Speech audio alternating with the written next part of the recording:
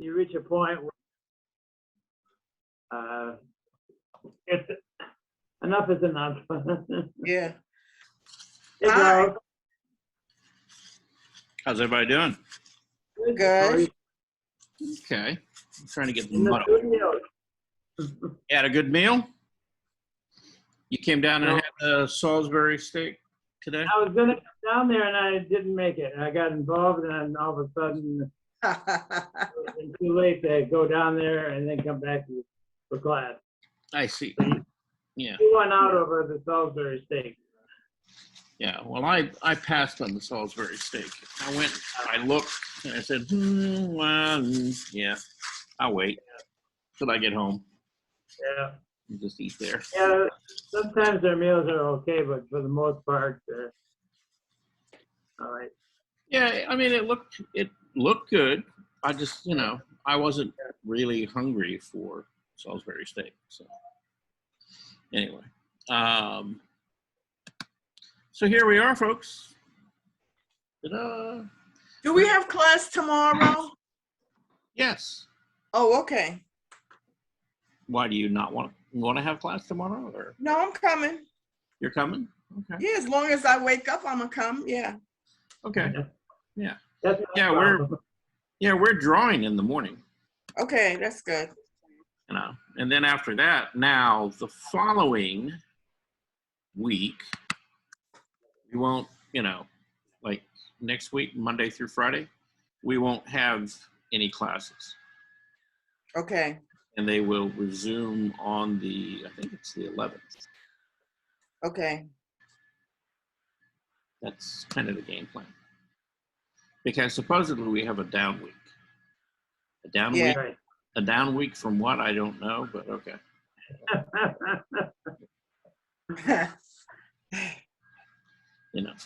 Yeah, they want us here and they want us cleaning the place up. It's like, okay. That was always the case when they're wide open for business, but there's hardly that many people there now. Yeah. Yeah. Well, and they do have a cleaning staff here. Yeah. Yeah. So I was thinking that, and then I was like, oh, maybe I better not open my mouth. I don't know. I mean, So they do. your aspect of cleaning is just to reorganize the studios, the art studios. Yeah, but there's not much to reorganize right now. Now Yeah. Now, one thing I do have to do next week is I've got to go get that acrylic paint that we've ordered so that we can do the plein air class starting the following week. But beyond that, it's getting a few things fired and kind of closing up this 6-week session, and that's about it. So When I took a class in, I don't know, one of the craft rooms there, they had a whole closet full of, I thought, it was acrylic paint. That's the same as used for painting? No. No. No, we inherited that. Okay. Yeah, from a company by the name of Plaid, who donated it to us. Wow. It was stuff that they had shipped out that got returned, and rather than restock it, they put it in a big semi truck, and I'm talking probably about a 30-foot long, trailer, and it was full from floor to ceiling with boxes of paint and craft stuff. Wow, what a haul. That'll keep you going for years. Yeah, literally. Yeah, well, it's been sitting there for years, and Is it still any good? Yeah, some of it is. I mean, there's probably a lot of it that's not. But Why can't you use that for painting? no, we did for like when Helen did like a lot of decorative stuff and things like that. I was in there. I used some of it. Yeah. Right. Yeah. And then and we had some of that stuff that was good for painting on glass, and some people use that. It's kind of a whole variety of different types of craft paint. They had like I think they call it like bubble paint, where it's like you paint it on and then it kind of creates this like foamy texture on the surface or whatever. Yeah, all kinds of things. So anyway, but yeah, there's lots of that there. And if anybody needs any craft paint, just let me know. You know, I'll be happy to give you jars of craft paint. My goodness. Okay. Charles, I did something called ceramic dot painting on some plates and some cups and saucers at one point, and I have a lot of leftover of that. I think most of it is dried up, but is it something anybody could use? If it's dried up, probably not.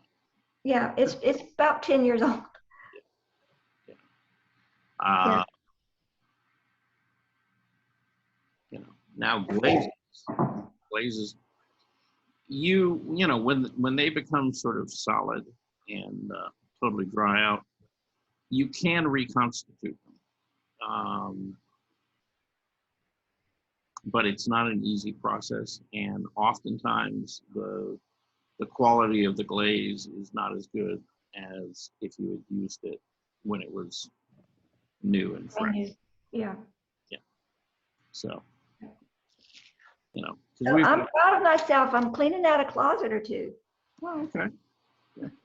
A little spring cleaning then. Yes, definitely.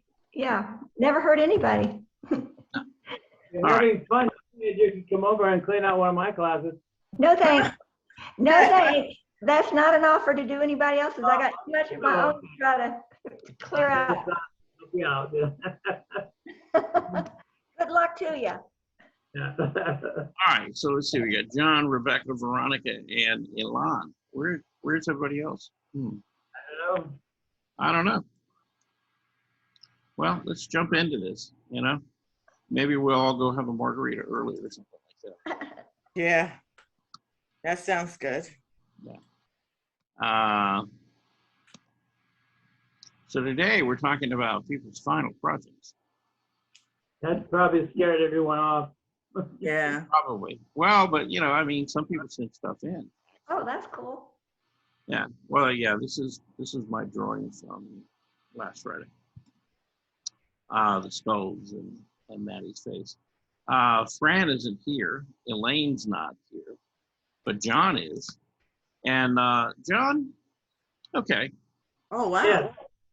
This is what I was thinking about that paint, because I took Judy's one-day workshop on painting birdhouses. Yeah. And that was what I ended up with. Okay. Well, so they provided the birdhouse itself and the paints, and the workshop then just to decorate the birdhouses. And those are now hanging in various gardens around the center. right. Yeah. So I guess my question to you is, why fire? Are you barbecuing the birds? Yeah, It's just a house on fire. Right. Yeah, I was wondering whether you were listening to that, you know, Talking Head song, you know, burning down the house Oh. while you painted that or something. Yes. I'm just kind of wondering what inspired that. Okay, you're doing a birdhouse, and you know, I mean, you could be making a birdhouse for a phoenix, you know, possibly. Yeah. I don't know. But she had two workshops. The first one I did more of a traditional thing with fence around the house and flowers and trees and that type of look. And for the second session, I didn't know what to do, and I thought, we'll do flames. Okay. All right. Just like I do on the muscle cars. Okay. But I thought I would share that. Yep. Okay. All right. Well, yeah. Here's another view of it. Okay. Right. So, yeah, I wonder how the birds react to that. I don't know. Yeah. I don't either. Huh. It was fun to do. Yeah. Yeah. Well, I mean, it's you know, colors and textures and patterns, and you know, I'm just You know, when you showed Naomi's basket the other day, I thought, oh, I did something that reminded me of these. I thought I'd share them. Okay. All right. Well, we're glad you did. Okay. And then, let's see, I'm going to skip ahead because this is sort of some of your reference. That's a reference. I don't.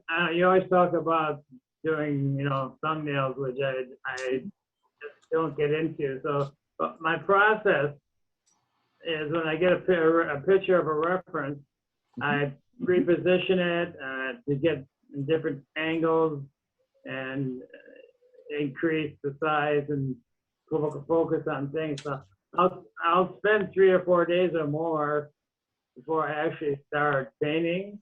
Mm-hmm. So I do plan ahead and I do look at possibilities, but I say I don't actually do a thumbnail. I just do various positions on the computer and print them out and look at them. Mm-hmm. Yeah. Well, okay, so you've got this gentleman who is going to be one of your models, one of the two. Right. And then this is the watercolor that you did from them. Yeah, those are the two. So my intention was to do 3 of them. I got 2 completed. Okay. Now let me ask you this, okay? Are they supposed to be connected together or are they like standalone? No, not the standalone. Okay. So they're like 3 separate paintings, not like. Right. Which it's a theme that they could be grouped together as a theme. Mm-hmm. Yeah. And so your theme on this was what? Like. Sort of like loneliness, depressed, dejection, that type of thing.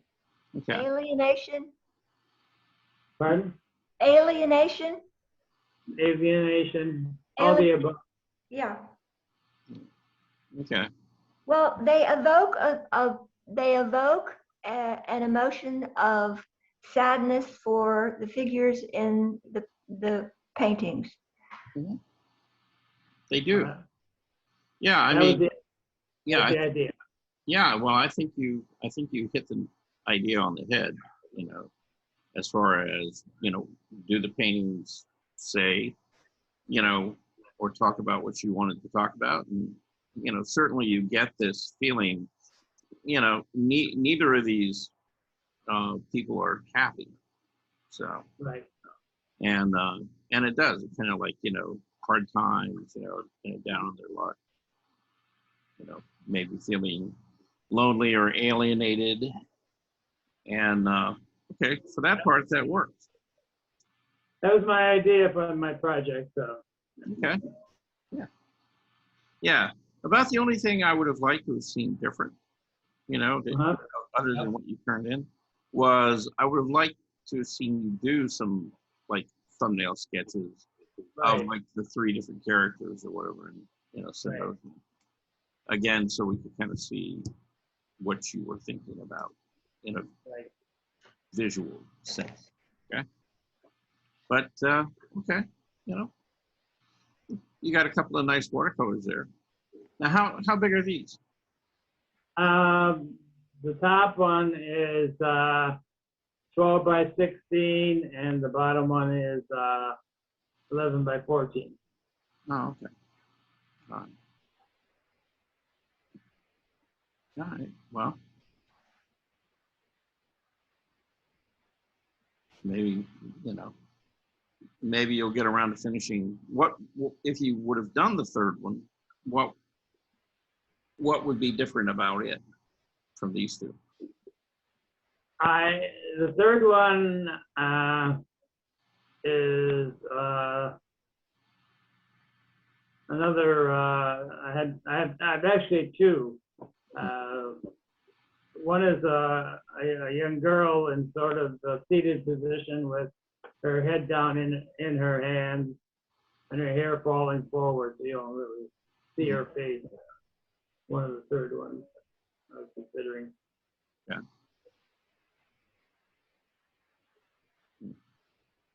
So that would change in the sense that she would be a different gender. She wouldn't be a male. Yeah. Although if I did want to keep it, I did have another one in mind too, that was a three-quarter boy with his head way down lower and his between his legs and hand over the head. Okay. Yeah. Yeah, I probably would have stuck with the male, Okay. you know, and just made it like a series. Okay. You know, keep them as similar as possible. Okay. Yeah. I kind of, just looking at it now, I could say it all started when the guy was young, and that's what happened. As he aged, nothing improved. Right. Yeah. And you know, sometimes it doesn't. So. No, right, correct. Yeah. Okay. All right. Well, nice work on that. Then we have Mr. Ilan Lindenboy. Yes, sir. Yes, and Ilan turned in his painting. And now, is this on a canvas panel? Is it on wood? What is it on? It's on a canvas panel. Oh, okay. All right. And you did something kind of interesting here. Okay, you made it kind of a long and narrow composition. You know, by kind of cropping off the top and the bottom and painting those out with gray. Was there a particular reason why you did that, or you know? Yes, definitely. Yeah. This is the reason. Where is it? Where am I? Okay. Yeah, you got to raise it up a little bit. Okay. So all right. Okay. So that was your I original. just copied it from Google. What do you think? Okay. I see, sometimes I see a picture that talks to me. Mm-hmm. I go ahead and I do it. Okay. Yeah. And that's fine. You know. So I guess in doing this, what did you learn? I think that what I learned is that next time I'll do it not with a brush, but with a, how do you call it? Like smearing it. Smearing it? No, You mean like a palette knife? palette knife. Okay. Yeah. Yeah, you could. I don't know though that the palette knife would give you the shape that you're looking for. You know, for the you know, I'm reading those as kind of like leaves and stuff like that. Yeah. Have you ever considered maybe using like a stamp? Oh, that's cool. Yeah, yeah. You know, so if you had like, you know, let's say if you had like a spice bottle or something, you know, or some small container, you could dip it into the paint and then transfer that to, you know, the Once I used a bottle cork. Yeah, that'll work. Yeah, anything really the right size that would, you know, that you could dip into the paint and pick up a good amount Yeah. of it and then transfer it would work. But you know, that would keep your sizes and things more uniform, Yeah. you know, and consistent. So where the paint strokes vary, you know, some are always a little bit bigger, some are always a little bit smaller. So The other issue that I don't think I resolved totally mhm. is there is a black line which is like the horizon, and then it's a pool with water. So it should be like when the trees are, you look at them when they are reflecting from the water. Right. I didn't figure it out fully, but Okay. Well, you did kind of, because it looks sort of like a reflection. You see the tree here, and then you see it's mirrored yeah. into the. We're assuming it's water. It could just be a mirror. But If you look at it from a full room, mhm. not close to because I took a picture of it from pretty close, and you need to look at these pictures from afar. Right. Yeah. Yeah. It helps. See a better perspective. Okay. Well, like I said, it's a nice painting, and you've got, some nice brushwork, and the composition is interesting. How you've organized the color and stuff in it is kind of fun and interesting. Does it feel like a reflection? Yeah, it does. When you look at it, I kind of, like I said, I keep going back and reading trees that are being reflected in the water, but it doesn't have to be. It could be anything. It looks, when you look at your computer, Mm-hmm. and you see my picture on the full page, it's one view. But when you look at it on the side where all the list of the pictures are, it looks better there. Yeah. Yeah, because it's been reduced and it looks tighter. Yeah. Okay. All right. Well, Thank you. good. Thank you very much. I appreciate it. Thank you for the review. Okay. Let's see. Who we got here now? Well, there's still 5 of us. Okay. So then we have Jean. Jean sent this in. We talked about it the other day. Yes. And she put a little more paint down on the surface. Oh, yes. And, personally, I like it better, because it reads more like, flowers, or, like the top of like a reed or something like that. And it just feels botanical to me. Mm-hmm. It's she, more striking. It's more striking because of the contrast of the darker colors with the lighter colors. Yeah, I thought so too. She's not so sure about it. Oh, really? Yeah. Oh, I like it. I like it a lot. Yeah, no, I like it a lot too. And, I thought it worked out pretty well. You never know. And then, interestingly enough, that Elon did his trees. This is what Jean did. Oh, that's pretty. Yeah, now I don't know whether Jean did this in response to what she saw with Elon's work, or whether, she had some kind of other source of inspiration for this. But yeah, it turned out really well. Let's make it bigger. We can do that. Do you think it's spring or summer? Or fall? I kind of read it as fall. Right. But it could also be spring, Yeah, does look like they're pastel almost, the colors of the pinks. Yeah.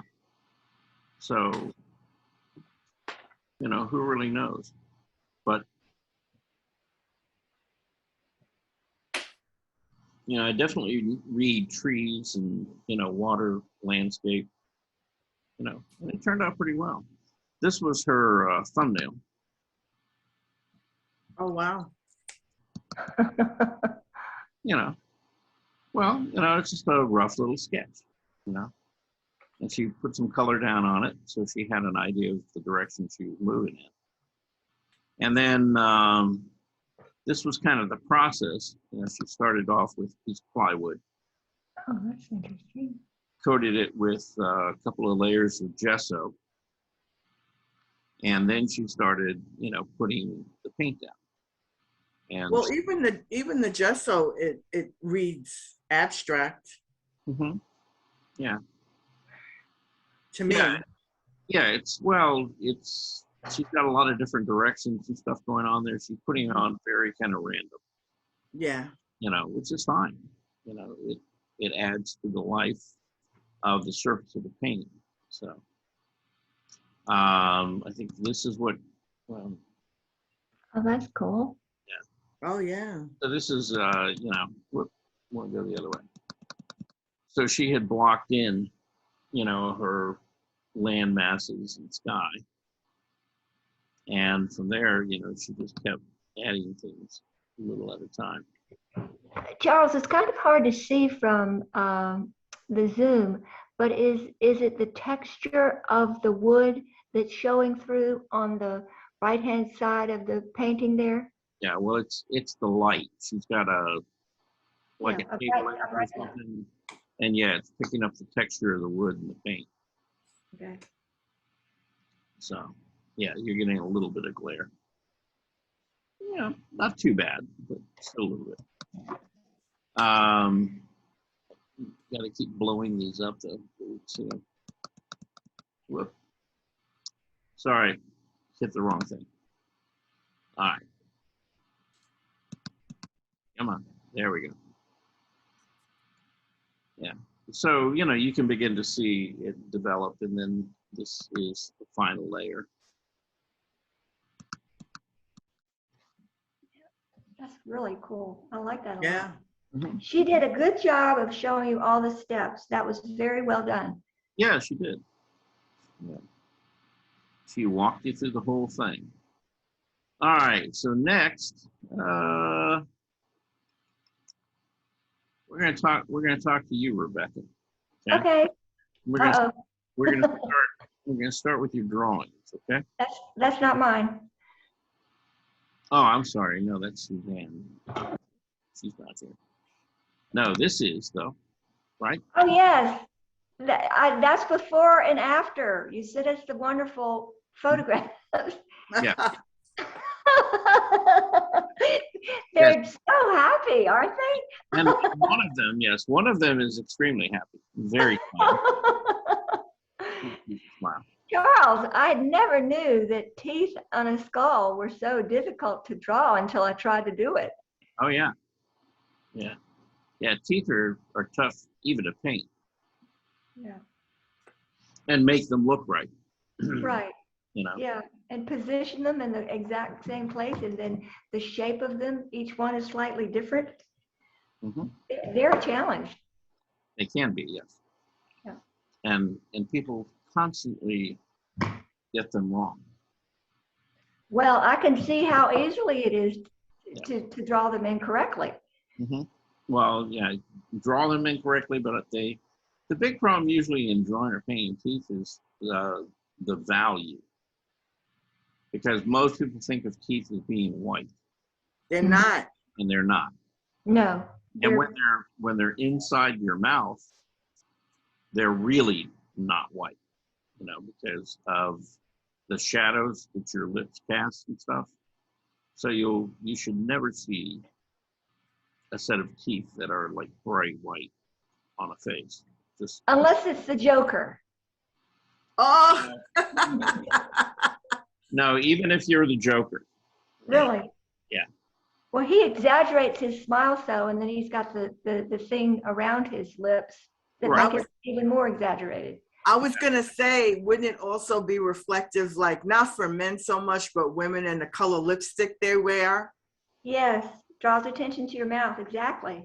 Yeah, but still the teeth are never white. No, I would never. Yeah, they need to have something else in there.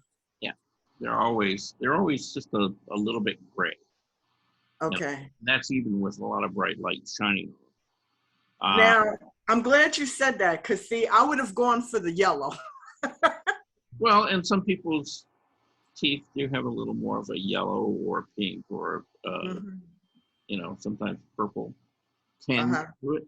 It depends on the light. Oh, okay. You know, it depends. Charles, what color did you just mention? I missed that. What color are teeth normally? Well, there's some sort of gray. Gray. Okay, right, Yeah, now, sometimes you might see them, they might have a little more of a yellow in it. Sometimes right. a little more pink or violet.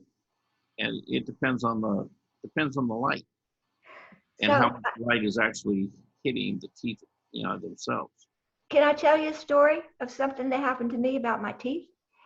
I taught kindergarten, and it was right at the point, probably 15 years ago, 20 years ago, I guess, where all of the whitening of the teeth was just coming out. Mhm. And so I had a couple of kids in my class whose parents were doing it. And then when we went out to play one day, they sat down by me and they said, "Mrs. Pinckney, smile at us." And I did, and they said, "Oh, Mrs. Pinckney, you need your teeth whitened." I said, Oh my "What?" goodness. I said, "What?" Mhm. And so obviously their parents' teeth had gotten very white, and mine didn't make the cut. So it was strange. Well, yeah, Cheeky little kids. yeah. How old were the kids that you taught? They were 4 and 5. Well, therein lies your answer. I know. They'll say anything. Yes. No boundaries, no barriers. Yes, completely uninhibited. Yeah, they Yes, have I love it. no filters whatsoever. So, None. none. Yeah. Yeah. You know, I know this because I'm a grandparent. Yeah. Isn't it fun? Yes. When you have conversations with your grandchildren, you know, they say, you know, sometimes they say some things and, you know, I know they don't mean to say them, you know, in a hurtful way or whatever, but it does kind of like, oh, okay. You know, I didn't take it personally. I did laugh a lot though. right. I thought it was funny. Yeah. Well, you have to. You have to. You can't. Yeah. Well, I guess the parents would have to be Yeah. careful about what they're exposed to because Right. There was a big topic of conversation, obviously, at home. And so Right. they just brought it to school. So it makes you be careful what you talk about with your kids at home. yeah. There's a TV commercial out right now. The kids are in the back seat of the car and they're driving into grandma's driveway. And dad says, don't, remember not to tell grandma this or that. And then the kids all start with all those little strange reasons. Mhm. If you've ever seen it, it's really a cute commercial. Yeah, I like that commercial. It's like, okay. Yeah. I don't think I've seen that one, but that's okay. And the father drives off. He doesn't go inside. He's like, I've had it. He probably has. The last kid, the one thing the kids tell me is, well, we don't want to tell her that mama has a headache every Sunday. Right. Oh, I see. Yeah. Grandparents gives the mama a headache. Yeah. Yep. Oh, well. Yeah, off point. All right. So back on the subject of Rebecca's drawing. So this is Sorry. the other view of you know, the skull. And again, you know, yeah, you got most of that down pretty well. I would say that the back of the jawbone, you've got kind of pushed too far forward. It actually sits further back. Okay, thank you. I will correct that. Yeah, just, you know, by, well, you know, just a little bit, you know, but the angle shouldn't, like, from the bottom shouldn't move forward. It should angle, you know, pretty much so, you know, slightly backward. Right. Yeah, because it's going back, like pointing toward the ear, the middle of the ear or something. Mhm. Charles, I did want to ask about that. So I couldn't really tell from the pictures of the skulls that you sent us. So there is a hole in the side of our head where the ear canal goes. Is that correct? Not, yes, there is a canal. It sits, you know, under that mastoid bone. Okay.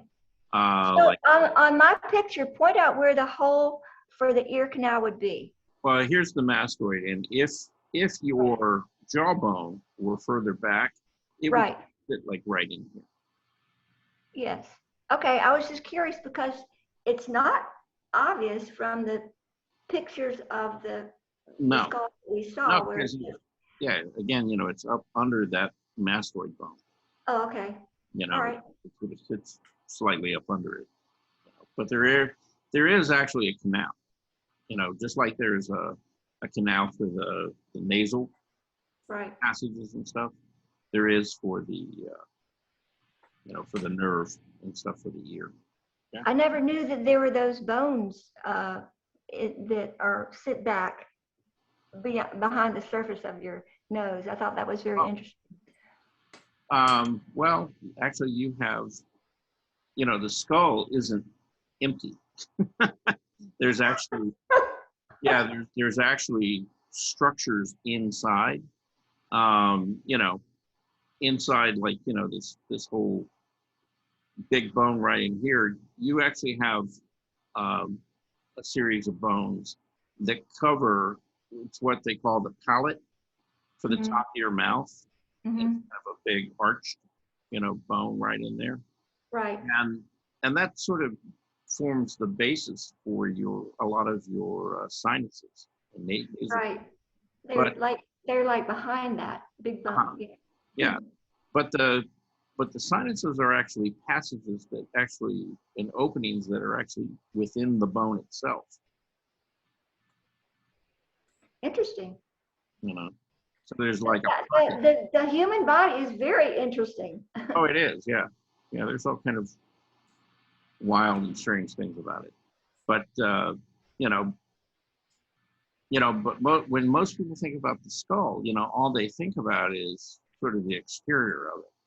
But if you look at, well, like the eye sockets, for example, okay, your nasal passages and things go back as deep as the eye sockets do. Mm-hmm. Those are pretty deep because they go back probably a good third of the way back into the skull. That's why when you get a sinus infection, it actually throbs behind your eyes, Right. all into there. Yeah, that's very interesting. Yeah, yeah, because you have, well, you got your sinuses and nasal passages, you know, up in there. You also have them down here in this part, you know, of the bone as well. Mm. And so sometimes when you get, you know, when you feel like sinus pressure and stuff, it like hurts, like right here and kind of like your cheeks and stuff. Yes. That's why, because that's where they are. Okay. Yeah. But anyway, you got a good 3/4 view of a skull.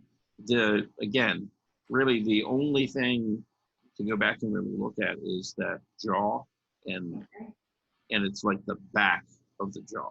Okay. I Because can see that. normally slants slightly backwards. You know, we're not talking about a lot, but just a little. Right. And then here's your drawing of Maddie. Okay. And I guess my question is to you and to everyone. You know, the purpose of having you draw the skull in the first place was to make you aware of what the bone structure was underneath. You know, and so when you looked at her face and you saw her nose and her mouth, you know, eyes and things, were you able, I guess, at that point to sort of relate to the fact that now you had a little more information about the structure of the underlying bones?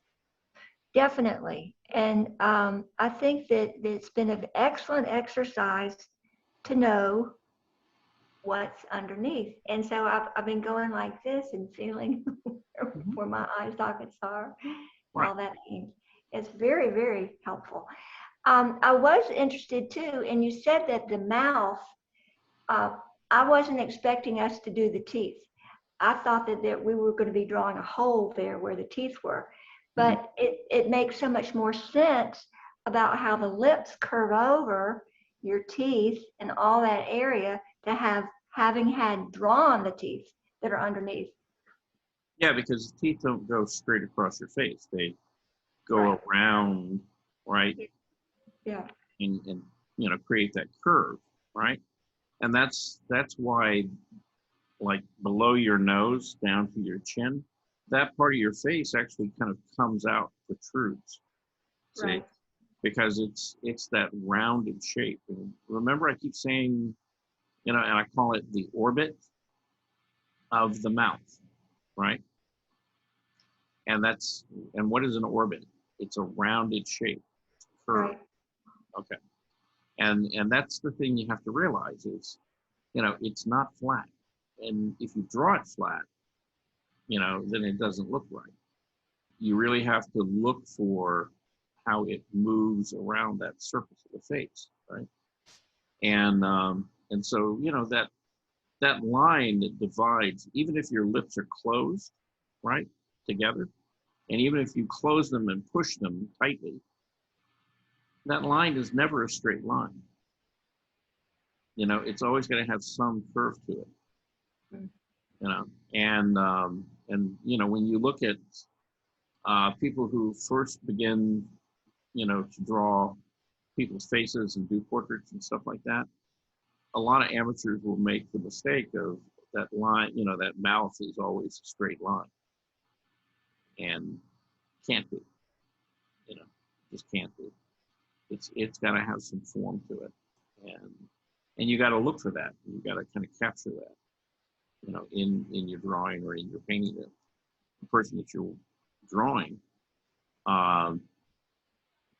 you know, if you're going to make it look like them. You know, because everybody's mouth is a little bit different, you know, the curves and things like that. And you really have to make good observations, you know, about what the lips are doing and what that line, particularly the center line of the mouth, is doing and how it's moving around that form. If you don't get that right, it's not going to look like that. So let's talk about your final project, okay? Okay. And so I'm guessing this is the cover of the book, right? Yes, I went through a process of deciding, well, what is it I'm going to put on the cover? And then, I don't know if I talked to you about it, but I talked to somebody about it, and I said, it's hard to pick these animals. And so I said, well, I could put this on there, and I could put that on there. And then the more I talked about it, the more I realized I got to put all of them on there. Good. Yeah. Yeah, and visually, I mean, it, you know, since this is directed toward children, you know, it would certainly pique their interest of all the different animals that are on the cover, right? You know, and Do you think I ought to name each one? no, Okay, I'll leave it alone. no, why would you? No, because they'll have to guess what it is. And another thing is, I didn't put any writing on it yet because I haven't decided the size of the writing yet, and I'm going to play around with that a little bit more. Okay, yeah, yeah. You know, I would probably encourage you, you know, your title, An Animal Alphabet Book, right? Yes. Oh, the "and" is gone. It should just be Animal Alphabet A to Z. Oh, good. Yeah, Oh, that's been taken off. okay, so you've taken away book as well, and you said Right. It animal. says Animal Alphabet A to Z. This was sit in before I changed that. Yeah, okay. Well, that's a much better title. Thank you. And I asked Fred, he agreed. Okay, much better title. Yeah, so, you know, with you cutting down the number of lines, Yes. you know, you can enlarge, you know, the size of the type. And Okay. you could do it a couple different ways. You know, I would probably put, you know, you might even think about playing with the idea of putting animal alphabet on one single line in Okay. smaller text, and then the A to Z really big. Okay. You Oh, know, I like that. That's Yeah. cool. Yeah, that's really cool. you know, and that's Very creative. Thank you. That's a wonderful idea. well, it emphasizes the idea of, Right. kind of brings home that it is an A to Yeah. Z book. And, to your question, should you, label the animals on the There's cover? not much room. Well, yeah, but again, you see, the answer is no, because if you start doing that, then what's the motivation for them to open the book to find out what animal that is? Okay, it makes it a mystery. Right. And so the way that they get the answer is they have to open the book. And at that age, that's what you're trying to do, is you're trying to get them to, open up a book, look at it, Right. become familiar with it. And, that's how they build up that habit of reading. So.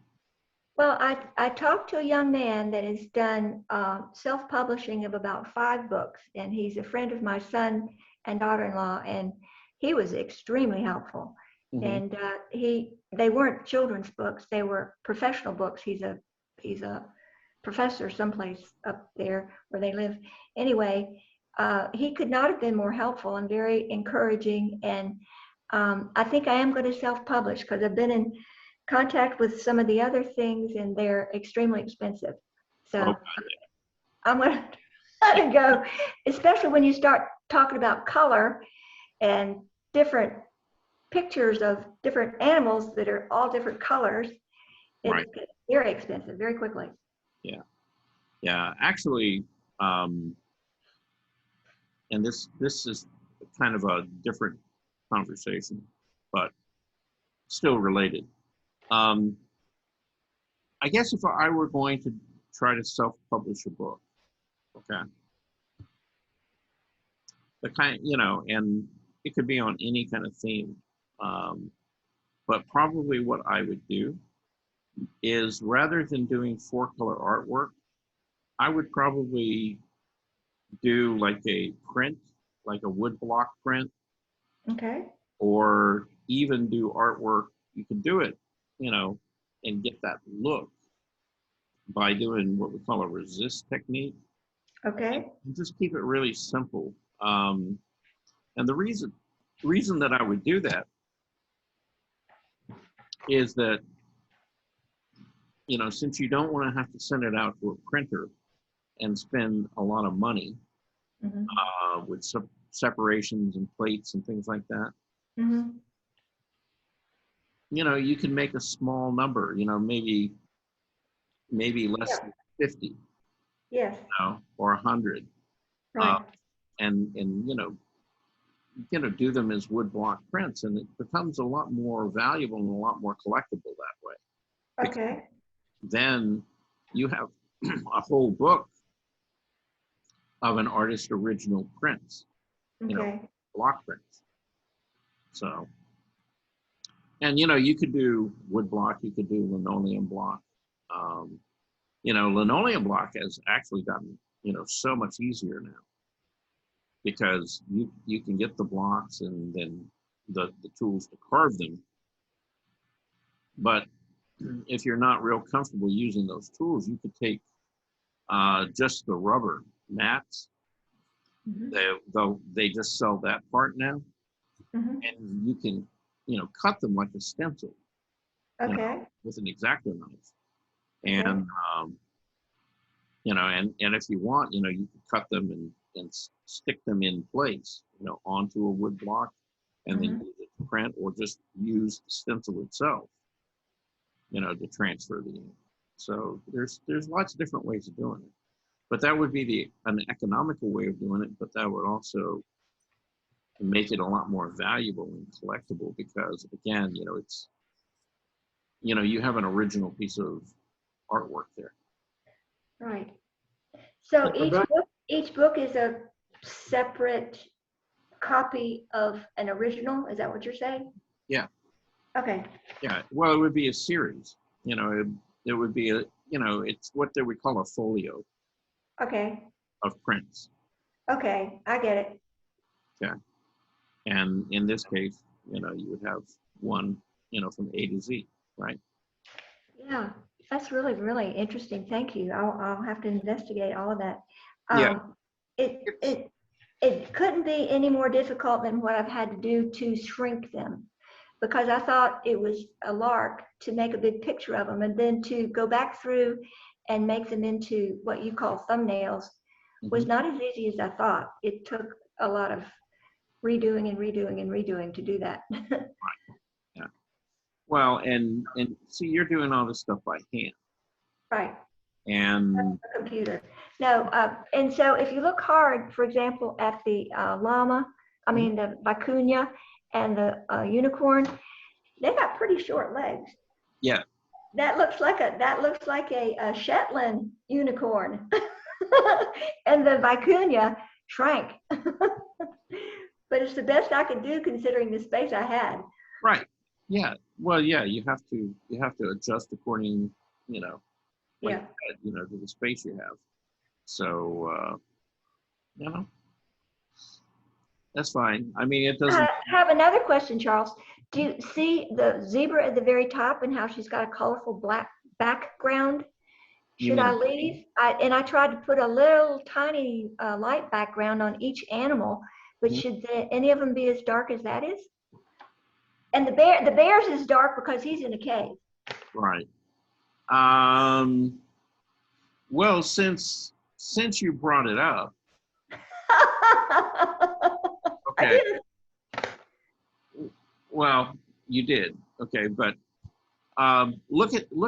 There's sort of a pattern going on. Right. Up at the very top row. Right. So you've got a background, a darker background, lighter background, darker background, lighter background, darker. Right. Right. Yeah. And then as you move down, what happens? So, Okay. well, no, as you move down on the right-hand side, Oh, again, yes. so you start with the darker background at the top, lighter, then Right. it's slightly darker on the Vicuña. or whatever, Yeah. whatever it is, and then lighter at the unicorn. Okay, then you kind of skip the turkey and you went to the sheep and you put kind of a darker background there and a darker background on the chicken or the rooster, right? Mm-hmm. And then you skip one, have a lighter background, and then after that you put a slightly darker background on the pelican. So I guess what I would say is if you're going to set that up, then stay consistent with it. Right. Because you have almost like no backgrounds over here on the left-hand side. Mm-hmm. Okay, so I think that I will take that in consideration because, for example, all of the animals on the left-hand side are out of doors. They're all what? Out of doors, outside. They're being And the ones on the right are not. Well, the dog could be in the shadows outdoors. The sheep is actually, and the big one is on a mountain scene, and the roosters in a barnyard, the quails out of doors. It would be very hard to make the pelican at the bottom right do that at night because the fish don't come out that much, that kind of thing. So Well, I'll figure it out. Well, when I said darker, okay, I don't mean like treat it like the bear. I mean, you could put some color back there, like you did the zebra, and it could be, and it doesn't have to be anything more than just an interesting color. Right. Okay. It doesn't have to be a background. It doesn't have to be grass. Could be, but it could be, one could be blue, the other could be purple or orange or red or yellow, right? Right. Yeah, that would be fun. Yeah. I'll have to figure Well, that out. it would add more color. Right, and I think that is a very big determination about parents in buying books for kids. If it's colorful, oh man, they go after it. Yeah. And I did a study of all the books that are out right now for kids. They're extremely colorful and they're very simplified. Mine is, I guess, old-fashioned in that it's colorful, but it's so detailed compared to most of the books that I went through and studied. Yeah. Well, your color palette is for if this were going to be a mass market children's book, would be far, far, far too muted. Too muted, exactly, yes. Yeah. Yeah. You know, to the point where you're doing illustrations of these animals and you could have fun with them. Like, for example, okay, you got the walrus up there. Mhm. Does he have to be brown? No. Why can't he be kind of like a light blue or purple, or, I mean, you Yeah, can make him any color, right? right, right. You don't have to stick to, you know, an exact PMS color match of their Mhm. fur. It's, Mhm. you know, it's more the shape and kind of, you know, the features of the animal, like the walrus, well, the tusk and the whiskers and stuff that Right. are going to make them think walrus. Okay. Very good. That's a real good observations. I appreciate that. Yeah. But the unicorn has to stay white Why? because they're white. Everything I've studied about them is white. The only thing that's different about them is their eyes are blue. No, that's funny because I've seen paintings with black unicorns in them. Truly. Okay. I guess I didn't go that far, but yeah. Yeah. Now, if you, what was that movie? Oh God, the one with Tom Cruise when he was real young, and it was like a fantasy thing. I don't know. E.T.? No, No, no. I don't know. It had David Bowie in it too. Oh, how fun. Yeah, it was like, oh, I'll have to. I mean, it's a classic, you know, Okay. but it was like a classic fairy tale type movie, and they had a unicorn, and of course the unicorn was, you know, this long, you know, silvery mane and on a white horse with a big, you know, so that may be where you got that idea, but yeah, I don't think they have to be white. They could. Okay. Yes, in some of the ones that I observed, they have purple and pink and blue, but that's mostly on their mane and their tails.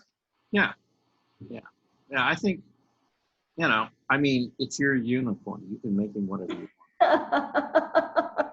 You know, I mean, you could. It could be a rainbow unicorn. It could be a pink. Right. Yeah, yeah. Who's to say? You know. Yeah. Who's to say what color they really are? Anyway, so here are your pages. Okay. So here's your yak, and you're doing much better on the composition now. Thank you. Yeah. I was hoping you'd notice. Thank you. Yeah. Yeah, I remember what you said, that it can't be straight across. You have to have some angles there, and it makes it look so much more natural. It does. Yeah. Yeah. Now with your zebra, you're still that. Yeah. But with the yak, A couple of little trees back there that are poking up. there are. Yeah. Yeah. Yeah. So you got a little bit of relief there. It's not just a bunch of horizontal lines. So, and that's good. Okay. Yeah, I'll work on that one too. Well, you could, you know, but overall, yeah, like I said, you know, you did a nice job on that. Thank you very much. Appreciate your input. Okay. Let's see. Huh. And Can I then, ask you a question, Rebecca? pardon? I'd like to ask you, Rebecca, a question. Yeah, Yes. absolutely. Go right ahead. How are you planning on marketing? Are you just gonna go like directly to schools, or do you want to put a hard cover on it and go in bookstores and? Yeah. Yes, I don't know yet, except that in my conversation with a young man that's done so much of the self-publishing on, he's saying that on Amazon that they now have hardcover books that up until this past like couple of months, they didn't have books in hardcover for children's books. So I think I'd try to sell it there and then take it to the local library, see if I can get interviews with the librarians in the local schools and market it that way and tell friends and family and that kind of thing. Mhm. But I think the best advertisement would be if it could be sold on Amazon. Well, Amazon would give you the widest distribution. Right. And so what you have to think of when you have a book like mine is it's rhyming. If they ever printed it in a foreign language, it won't rhyme. It's just a different matter of how the rhymes work in different languages. So I'm more or less limiting myself to English speaking vocabulary. Right. But that's Okay. probably, yeah, well, that's probably like like 20% of the world. Yes. Lots of people. Yeah, still a lot of people. Yeah, when you're talking about, 7.5 billion people and 20% of that, that's, a lot of people can still read that book. Yeah. So. Well, it's been quite an education and I'm still learning. Each step of the way is something new. And I'm wondering, even though it doesn't rhyme, if it's international, it could be a way for them to learn English. Could be. Very good observation. Right. So, and while you are going the Amazon self-publishing route, I don't know if you looked at Scholastic. No, they're also on my list. There's a dozen really good publishers of children's literature, and Scholastic is at the top. They're Yes. the ones that do the history and the animals and the science and Yes. I mean we read all the Scholastic books when we were in junior high and high school. So yeah, they're very well known and they're definitely going to be a target. So thank you for that input. Yeah. Actually, they were one of the companies I worked for as an illustrator. Charles, this is amazing. Well, I mean, I did some books for them. Wow. I didn't That's work for them awesome. full time. It was just like freelance work. But yeah, I mean, yeah, they're a good sized publisher. So, Yeah. But yeah, when I came to Atlanta, actually, they had an office. I don't know. I would imagine they still have an office in Midtown Atlanta.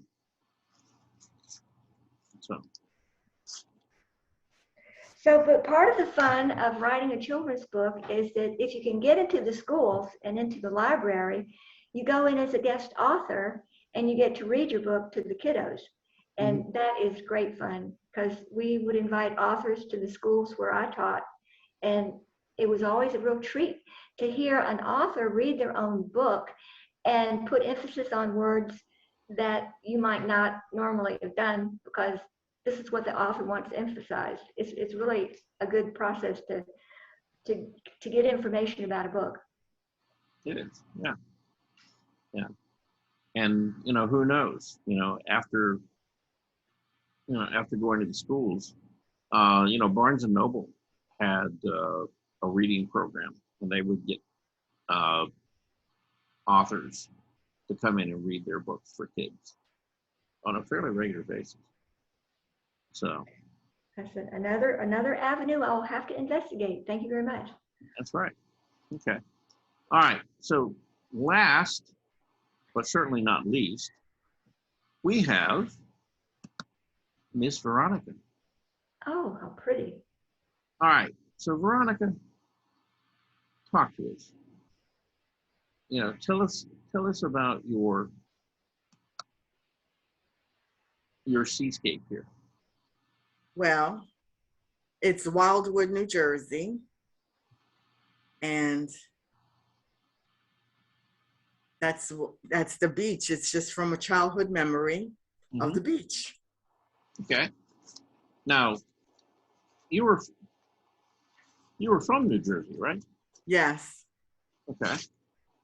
Yeah. Did you live in Wildwood? No, it was a family vacation, Oh, and people like to go to the shore when it gets hot. Mhm. So after a while, the beach is not my thing, not in New Jersey, because it was polluted. It became polluted after a certain amount of time. Oh, that's too bad. But they have cleaned it up somewhat, but they have. yeah, I think they have. Well, at least you don't get the hypodermic needles on the beach anymore. Right. Oh, Lord of mercy. Right, and so I figured, it was a soothing thing to do. Yeah. Well, Wildwood happens to be on Cape May, Yes. and I went to training in the U.S. Coast Guard at Cape May. Oh, wow. And Did you stay long? well, I was there for 3 months, Okay. and then when they let us out off the base for the very first time, we all went to Wildwood Yeah. because it's literally like 10 minutes away. Yep. So yeah, I was, when you mentioned Wildwood, that was kind of like, oh, I've been there. Okay. Yep, I've been on that beach actually. So right there at Wildwood. Okay, so this basically stemmed from a childhood memory. Yes. Okay, and it was a pleasant memory, right? Yes. Yes. All right. It looks very calm, to me, and I guess when you were at the beach, and I know that at times the water there does seem to get kind of calm. There's not a lot of waves. It's not like going to like Tybee Island, No, it's Yeah. not. Because Tybee Island, you always have like big waves crashing in on the shore, and this just seems calmer, and more. I'm looking for the word. The word that comes to mind is sedate, but it's that's not really. What about soothing? Yeah, soothing, I guess. Yeah. So let me ask you this, okay? Now, so you're doing a beach scene, and I've seen you do a couple of things like this, and you do this kind of horizontal, like land, water, sky, okay?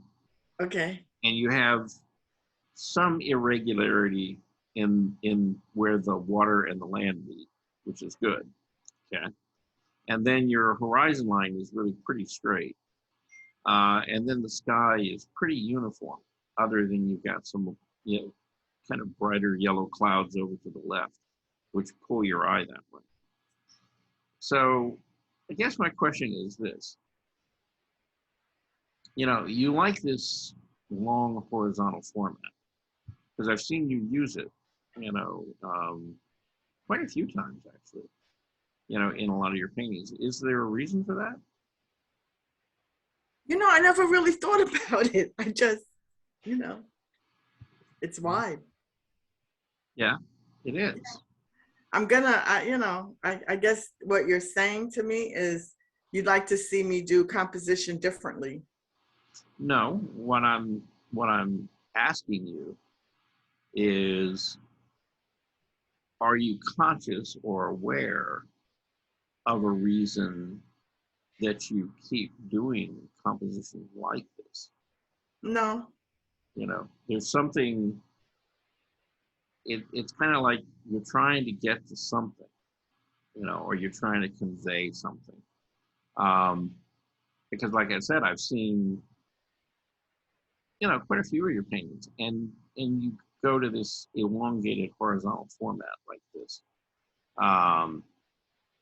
And so I'm just kind of curious as to, what are you trying to, what are you trying to get at? And I had commented on that the other day when we were talking, I think with Rebecca's, or somebody's horizontal lines, that was one thing I had liked about Veronica's work, that they were straight horizontals, and sometimes you can tell where the land met the sea and the sky, and sometimes you couldn't. And it's more to the viewer to interpret rather than be the photograph of this is what it is. So that's something I've liked. And in her case, the horizontal straight lines to me work.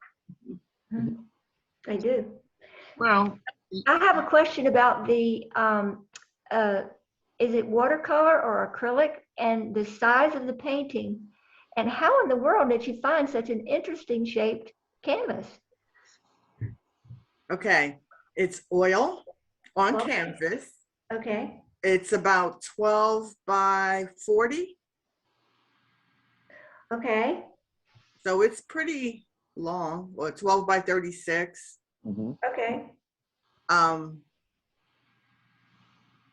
And when I purchased the canvas, I had in mind a beach scene. Right.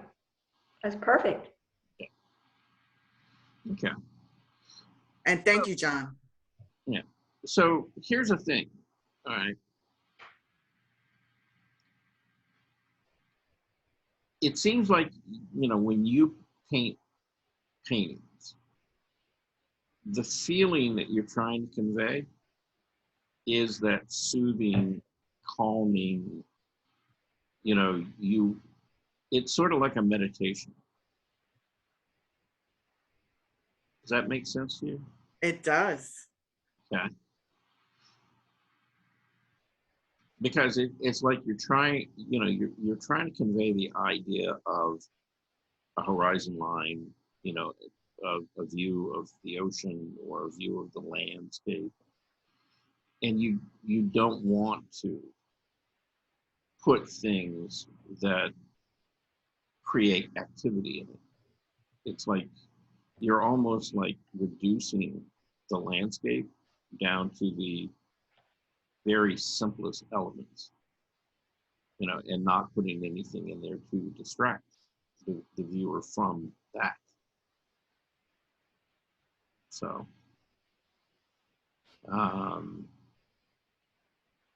That's interesting. I meditate every day. But that's kind of what it feels like to me. Yeah. When I look Did at the meditation class at Vincent? Yes. I'm sorry, what, John? She also did a meditation class at Vincent. Oh, yeah. But I mean, that's kind of how it strikes me, is that these are not really landscape paintings as much as or seascape paintings as much as they are meditation.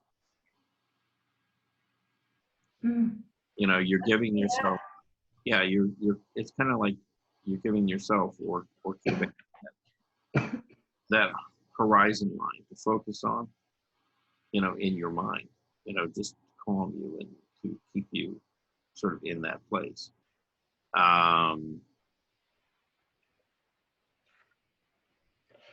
May I ask another question?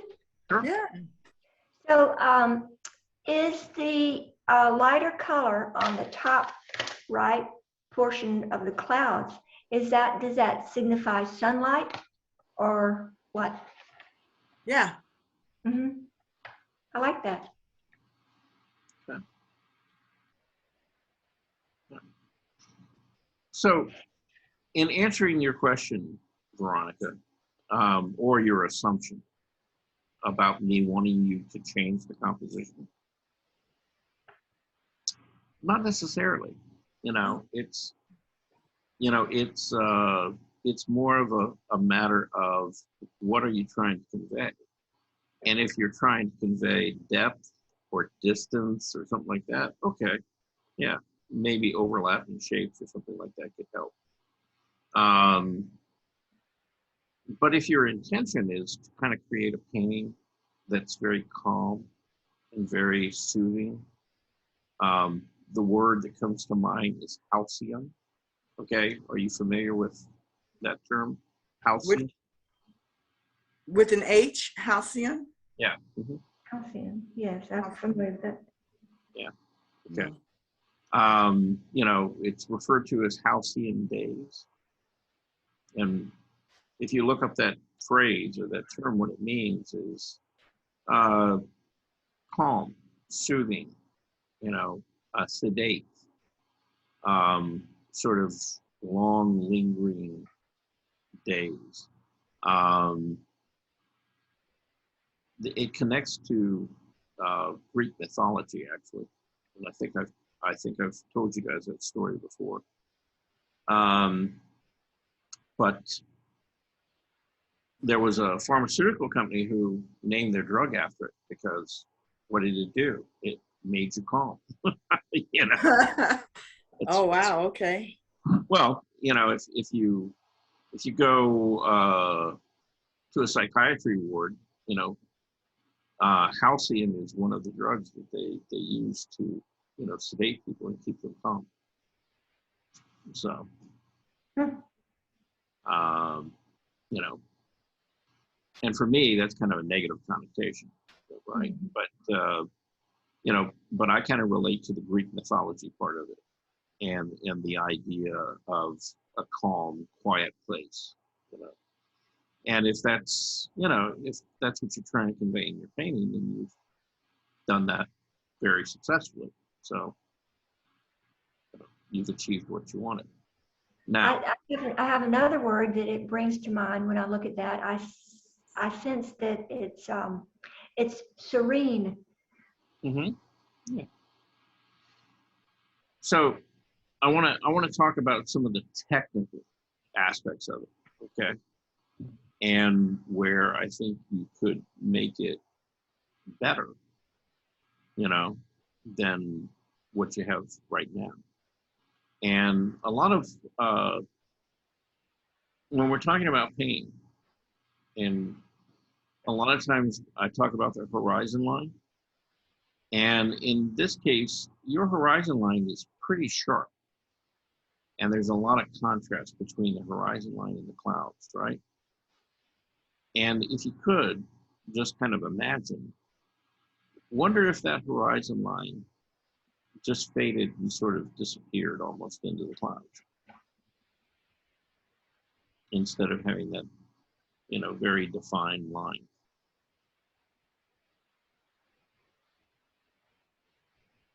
But she's actually done that in some of her other paintings. That's what I was saying the other day, that's what I liked, that sometimes you couldn't tell where the sky and the horizon and the line, and they just sort of all worked together and merged together, but yet they were distinctive. Yeah. Well, by softening that horizon line, Veronica, Yeah. you know, what you would achieve by doing that is that you would make that shoreline where the water and the landmass meet move forward. Okay. And, you know, plus you would also create some contrast and put more emphasis on that shoreline, Okay. because that would remain a sharper line. And you've kind of taken out the only other, you know, hard edge in there that's kind of competing with it. And so you would get a wider variety of contrast in there than you have right now. Does that kind of make sense?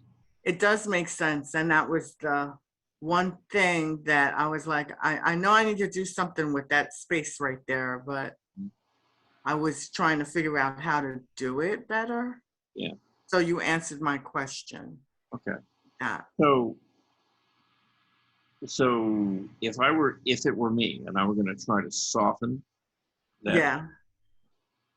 okay, and knowing that this is oil, what I would do is I would mix up a very muted, almost totally gray color, you know, with, you know, blue gray, and I would put it around, you know, along that horizon line. Okay.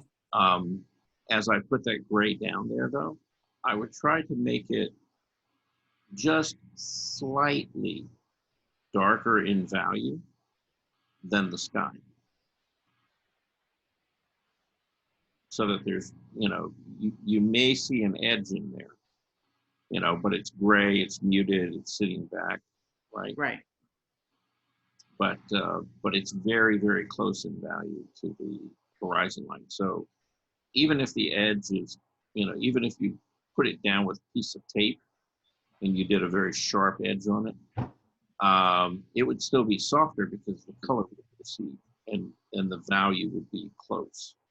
Okay. In character. And so it would sink back, and not necessarily come forward. And, I mean, that would maybe be my only suggestion. If that's what you're wanting, if you're wanting, that to move backward.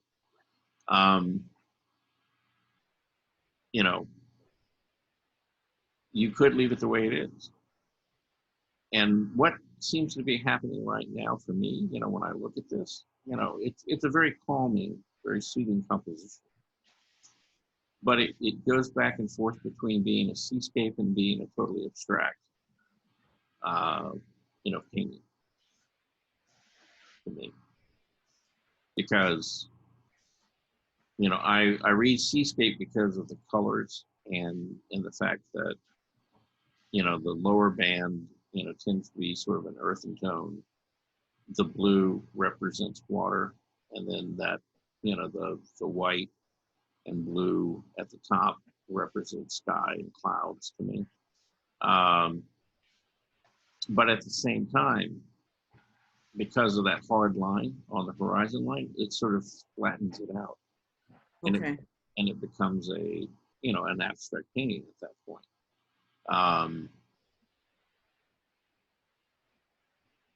And I'm not suggesting that you have to do it realistically. I'm not saying that. But if the effect that you wanted to get was that horizon line was off in the distance, then I would gray it down. And soften. Okay. Yeah. Got it. Yeah. I think we covered it. All right. That's it. Unless somebody else came in. How many I people? have a question, Charles. Yeah. So, when are you going to, I think you've probably already done it, so you probably answered this already, but what about next quarter? When will we find out what's going on? Well, I am working on that as we speak. Okay, good. And I hope that by the end of tomorrow, I will be able to send out an email about, who signed up for the plein air class, the locations, some suggestions on what you guys would need to bring with you if you wanted to come out and paint. And also send out a new group of links, for all the Zoom classes, so that would be Zoom classes on Monday, Tuesday, and Wednesday, Friday, and then an actual live class on Thursday that we would be out in the world and actually Okay. get to see each other if you wanted to see each other. What is the last sentence you said? That's if you wanted to see each other. Oh, yeah. You may not. Oh, that. Yeah. Okay, thank you. So you haven't sent it out yet. I thought maybe I No, had missed it. Okay, great. I haven't missed it. That's good. No. Good. Okay, thank you. Yeah. That's it. I appreciate it. That's all. So I have another question. Uh-huh. We saw an artist that did the airplane in watercolor. Uh-huh. And right now, I don't have my notes to tell you which artist that was. It's James Gurney. Yes, he had a book that he did his watercolor in. Yes. What book is that? If we wanted to come to your class on Thursday and have that type of setup, Right. because it's easy to carry. It's just water and the book and your watercolors. Right. In a little case. Yeah. Yeah. And what he did is he went out and he bought a book. it could have been from any number of companies, but it's heavy weight, probably 140 to 300 pound paper, and it's a watercolor sketchbook. Okay. Thank you. Now you can go on Amazon, look for it. You can go down to Binders, Michaels. Michaels may not carry something like that. Now in fact, I know they don't. No, I don't walk into Michael's because it has a weird persona. Okay. Really? Okay. To me, yes. Yeah. Along with Hobby Lobby, that definitely has a weird persona. Right. Well, That's the funniest thing I ever heard. well, I can agree with her. Okay, I get that. Yeah, it's sort of like, it caters to a wide variety of people. It does. I'd rather go into Binders or Sam Flax or, order on Amazon or Blick or whatever, but for this particular segment in my life, but the other I think places. you've grown a discerning palate as far as art supplies go. Well, that's always because I used to order supplies for the artists that taught for me. Oh, that's so cool. Yeah. So, when people say Michaels, I just kind of stare at them. Well, you can get things at Michael's that are Okay. that are quote unquote professional art supplies. Okay. But the vast majority of what they have there is really oriented toward crafters and hobby types. Right. Yeah, Yeah. it is a different vibe. It's a completely different vibe. And that's okay. I mean, they both got their niche. Right. If you go into Binders or you go into Blick or something like that, you know that it's an art supply store. They're catering to artists. Yes. Yeah. You Well, and- even Office Depot and even Office Depot has a what they call artist section. Oh, they do? This wide and this tall. Okay. So, Yeah. Well, what I'm going to look for is a watercolor type sketchbook. yes, we're going to look for a watercolor sketchbook. The thing you need to know is if you want it to be archival Okay. and you want it to be at least 140 pounds minimum. Okay. If you get Are we limited to watercolor?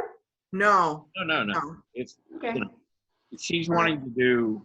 She's basically Watercolor. wanting to kind of travel light and do the same thing that James Gurney was doing, which was he was. There are a couple of choices on Amazon. I've seen them. You'll find something on Amazon for sure. Yeah. Different sizes, smaller or larger. Okay. Right. Yeah, my suggestion, and he was working in a fairly small, sketchbook, and my suggestion would be follow suit. Don't go out and buy a big 18 by 24 Right. watercolor pad. And the smaller 5x7. I mean, you can really go small. Yeah. Well, and it depends on how you want to work. If you could do lots of watercolors on a 5x7, because it's only going to take you a half hour to 45 minutes to do one. Now, if you want to work a little bit larger, 9 by 12, 11 by 14 at the most, I wouldn't get any bigger than that. Okay. Okay. And those are all kind of standard sizes. And Veronica, guess what? What? If you look online, I'm sure that you can find a sketchbook that's in a landscape format. So it's elongated, kind of like most of the paintings that you do. Okay. Because I have one. Well, here's what I was thinking. Mhm. Since we're almost done with this segment, here's what I was thinking, and with your input, Mhm. I was thinking that with my phone I could take pictures, just for composition, do the watercolor, and then also do it in oil later at home. Yeah, Yeah. that's a good idea. That's a great idea. Yeah, a lot of artists do exactly that. You know, Oh, okay. yeah, they'll go out in the field. They'll do the plein air piece. You don't have to do plein air in oil, and as you will soon find out, because we'll be doing it, a lot of it in acrylic. You know, all you're after is you're after some kind of media that you can make color notes and changes in value and get, you know, the basic composition of things down. You know, they're studies. They're not necessarily final pieces of work. And, you know, most landscape painters will kind of work that way. They'll go out, they'll do, you know, they're having a good time while they're out there, but they're not trying to do a finished piece of work that's going to end up hanging in the gallery. Right. You know, what they're doing is they're doing a study. And they may go back to the studio after doing several studies, you know, out at, you know, that location and doing different angles and compositions. And then, you know, they'll put a canvas, you know, on their easel, and not necessarily a big canvas. You know, it could be something that's not too far away from the size that they were actually working. And they'll repaint that painting, you know, and they may repaint it several times, making slight variations and changes to it. And those are the things that are hanging on the wall in the gallery. It's a different animal, you know. You know, the plein air piece it's research, you know, it's gathering an experience and getting a sense of what you want to say about that place. And then in the studio, that's kind of where you begin to play with all the different, you know, art things like composition, value, color. You know, just because you go out and you paint a plein air painting and you see green trees, when you go back to the studio, you don't have to paint those green. You know, it's more important to pay attention to not what the color was, but how dark or how light they were. And then what's happening around them, you know, with other values. And that frees you up as an artist to go back and play and really totally interpret that the way you want to. Okay? Okay. So Charles, if I went to an art store and I was looking for the things that you said about how I'm going to do my art for this book, would you tell me exactly what I'm looking for? You said something about tiles or what? Yeah. Well, it's, you know, you could do either wood block or you could do linoleum block printing. Okay. Linoleum block is really the same thing as wood block, only you're not using a block of wood, you're using a slab of linoleum, which is cheaper. Right. You know, and I'll see you all in the morning. Okay. Bye. yeah, it's cheaper, and in the long run, you know, it's you know, maybe a little more forgiving to use. So you're asking me to go back through each one of my drawings and put them onto a tile? No. No? Oh, I didn't understand. Well, I was talking about if I were going to do a project. Oh, okay. Let's say that I wanted to do an A to Z animal book. Okay. Right. And if I were, you know, trying to plan out what's my strategy. Okay. Right. Do I want to go the route and have to take it to a conventional publisher and have it printed, you know, either on demand and or, you know, conventionally where they're doing a long run of it. if I didn't want to deal with that, if I wanted to make it not so much a commercially viable book, as Mhm. much as I wanted to make it, a art piece that's collectible, not necessarily by children, but by, collectors who would collect artwork, Mhm. then, I might think about treating that as a folio of prints rather than, a conventional book. Okay, so this would be a future book that I did. Yeah. Yeah. It's just another strategy for, Okay. how you might take something to market and get around having to deal with Right. a printer, Mhm. Right. you know, Okay. because I mean, there's a lot of production costs Right. involved, Oh, you know. terribly expensive. Right. Yeah. And so if you decided to do, a small hand printed collectible book and do it in kind of a small series, Mhm. then that's something that you could control, and Right. you wouldn't have to have the expense of, going out and, paying a printer for printing. So, Okay. Right. Thank you for explaining that. okay. So no, I wasn't, Just gave me a lot of work. yeah, no. I was not suggesting that you go back and start all over again. No. Do you see my hair turning white? It was turning whiter as you It was turning whiter. Okay. No, I don't want to give you any more gray hairs than you've already got. Okay. Thank you. Well, that's excellent advice. Thank you. I understand now. Okay. But yeah. Well, it's down to the three of us. Okay. Margarita time. Marguerite. Yes. All right. Okay. Okay. Thank you for all your information. Yes, thank you. All right. Thanks for coming. We'll talk to you guys later. Okay. See you later. Bye. Bye. Morning. Okay.